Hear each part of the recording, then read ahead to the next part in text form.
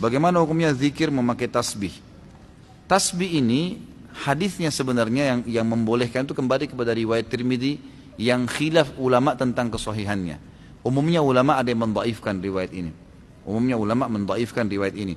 Tentang waktu Nabi SAW menuju ke masjid, kemudian menemui Ummu Salamah yang sedang berzikir sambil menghitung batu, gitu kan? Setelah itu Nabi SAW pulang dari masjid menemui Ummu Salamah masih memakai batu, subhanallah, alhamdulillah, sambil hitung dengan batu. Kata Nabi SAW, wahai Ummu Salamah, apakah kau kerjakan ini dari tadi? Dari sebelum saya pergi kamu zikir dengan cara ini? Dia bilang iya.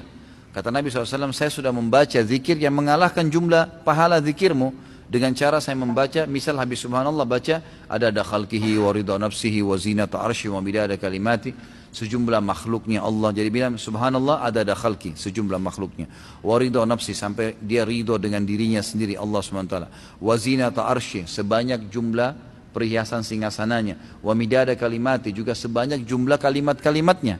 Maka itu mengalahkan. Ulama yang mendhaifkan hadis ini mengatakan ini hadis yang menyebutkan tentang adanya hitungan dengan benda, bukan dengan tangan, gitu kan?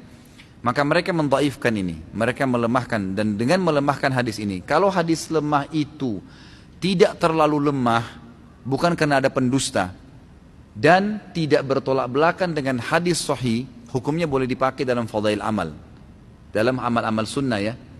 Tapi ternyata pendapat pertama mengatakan ada hadis Nabi yang diriwayatkan Imam Bukhari berbunyi, tangan jari yang dipakai bertasbih itu akan menjadi saksi hari kiamat, menjadi saksi pada hari kiamat. Maka pendapat pertama mengatakan, maka kalau dipertemukan antara hadis ini yang sahih, tasbih berhitung dengan jari menjadi saksi hari kiamat, dan ini Ummu Salamah menggunakan batu sementara hadisnya lemah, maka didahulukan yang ini, otomatis kan gitu. Maka mereka mengatakan ini lemah tertolak dengan hadis sahih, maka itu adalah perbuatan yang bid'ah, gitu kan? Tidak dibolehkan. Pendapat kedua mengatakan tidak bentrok antara hadis pertama dengan hadis kedua, tidak bentrok. Karena hadis pertama hanya menjelaskan perilaku Ummu Salamah yang menggunakan batu. Hadis kedua menyebutkan tentang lebih baiknya kalau menggunakan jari. Kalau dilihat ini tidak ada bentrok menurut pendapat ulama yang kedua. Maka lebih afdal menggunakan jari, tapi tidak disalahkan kalau menggunakan tasbih. Seperti itu. Nah ini saya sudah berikan kepada anda tentang masalah khilaf ulama. Itu dilihat kondisional. Saya bahasakan afdalnya menggunakan jari.